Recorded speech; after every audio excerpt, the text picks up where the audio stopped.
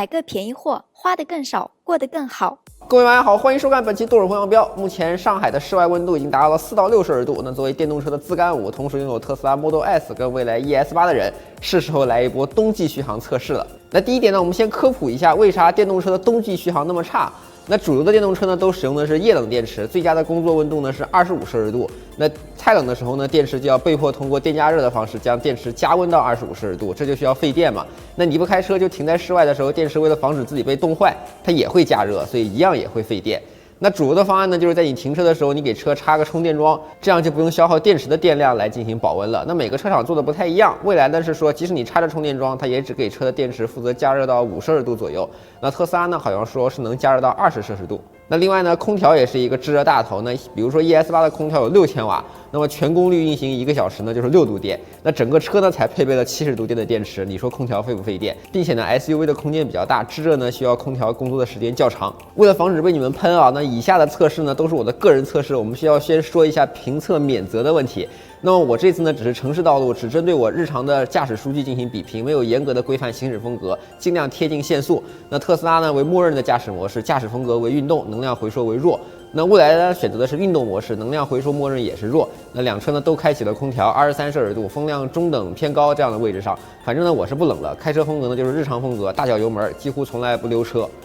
那另外呢，轿车跟 SUV 相比，本身就是一件不公平的事啊。但是我的条件所限，我并没有 Model X， 那就只能这样测了。所以别跟我说科学不科学，我只能保证这就是我的真实路况。还有呢，即使是这样，仪表盘的表显里程，蔚来呢是动态计算的数值，那特斯拉是恒定计算的数值。那这个问题后面我们再说。虽然路程相同的，但是路况情况也不太一样。我开 ES8的时候40分钟跑完了20公里，但是我开特斯拉的时候花了50分钟才跑完20公里，意味着蔚来的高速工况呢要比特斯拉更多一点。好，在测试我们的行驶里程有多少的之前呢，我们先做一个空调有多费电的测试啊。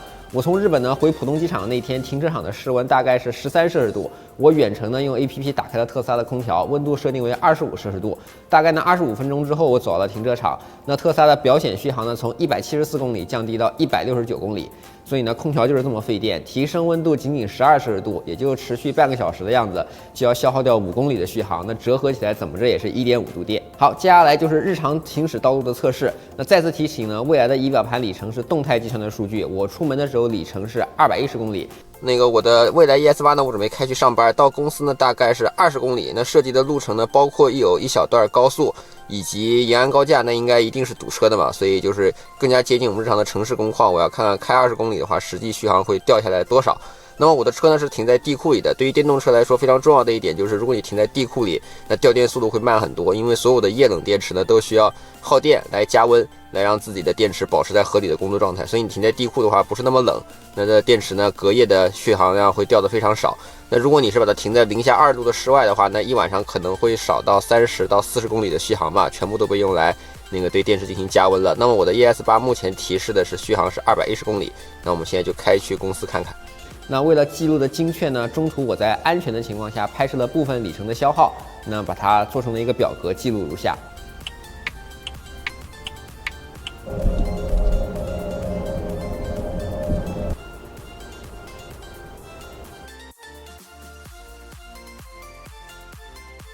好，我们来总结一下吧，总共是20.2公里的里程，我开了45分钟。那平均时速你们自己算啊。那室外的温度是5摄氏度。那整个过程中我是全面开启了空调，然后空调是23摄氏度，风量是自动，然后大脚油门，最高的时候开到过120公里附近。也就是说，就是完全按照日常的做法来开，该怎么开就怎么开，该怎么舒服就怎么舒服，没有进行任何的节电。那我们可以看到蔚来的屏幕里头提示，现在100公里的能耗应该是有35千瓦时左右。那我们也可以看到蔚来的提示是100公里34.3度电，也就是说每公里要跑到343瓦时。那么我昨天开 Model S 的时候，每公里的电耗应该是在230左右，如果开长途的话，短途的话每公里电耗是280左右，也就是说这个 SUV 天生的这个电耗还是要比轿车要高。不过说实话，用70公里的那个里程消耗，实际只跑了20公里，这个消耗量有点高啊。那明天呢，我会在同样的时间用特斯拉再来跑一次，看一看它的能耗消耗是什么样的。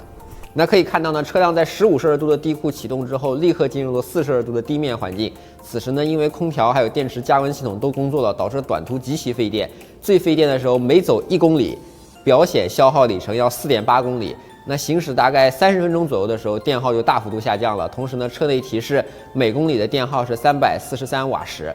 那如果你用 ES8 的可用电量65千瓦时去除以343瓦时，你就可以得到 ES8 完全把电池用掉的续航是189公里。那特斯拉的里程呢，是从215公里开始计算的。如之前所说呢，特斯拉仪表盘上的续航里程是按照每公里200瓦时的恒定计算的。只会因为电量减少而减少，不是动态进行评估的。如果你想要像蔚来那样看到动态评估的数据，请看中央大屏幕。那如你所见呢，我最后停车前的那一段路开得非常暴力。那仪表盘显示我还可以跑215公里，但是大屏幕给出的动态续航里程只有92公里。那最终我到达20公里的目的地的时候，20.7公里消耗了34公里的表显里程。也就是说，我每走1公里，那表显里程其实是要消耗掉1.7公里的。好了，跟昨天同样的路程，我今天是开着特斯拉来的。那总共呢，续航里程是从215公里降到了181公里，也就是说，20公里的路程消耗了34公里的续航，这个能力就要明显比昨天的蔚来 ES8 要好上不少。那同时呢，每公里的能耗也是293瓦时，那昨天蔚来呢是接近于400瓦时了，所以这也是 SUV 大型 SUV 跟轿车一个最显著的区别。SUV 本身风阻很大。然后车内的空间也更大，空调所耗费的功率也更大，但是轿车的话相对来说各方面都小一些，这也是特斯拉的跑的优势之所在。你想每公里就能差0.1度电，那跑上那个长期的跑起来的话，这个差距是非常可观的。再加上特斯拉的电池也比蔚来 ES8 要大，所以整体续航会显著上升。但是尽管如此，按照目前每公里293瓦时的能耗来看的话，现有的显示181公里的续航也只能再跑116公里左右。那以此来推一下，这辆 Model S75 充满的时候大概是360公里的样子，那你就用116乘以2，所以在4摄氏度的情况下，按照目前我这种排车方法，那么 Model S75 实际可以用的续航应该是240公里左右。这个实际可用是把这个车的续航开到0了，开到0之后你就必须要保证你有充电桩了。所以这就差不多是这个车的极限，在冬天这么5摄氏度情况下的极限续航了。那如果是零下20摄氏度的话，上海不会有这样的天气啊！大胆给大家假设一下，如果还是按照我这种方式来开的话，我估计续航应该是在140公里到150公里的样子。好，我们来说一下结论啊，蔚来 ES8 的冬季续航能力要比特斯拉的 Model S 要差。那在4摄氏度的寒冷天气呢，因为要预热电池，短时间内驾驶蔚来 ES8 耗电量非常惊人。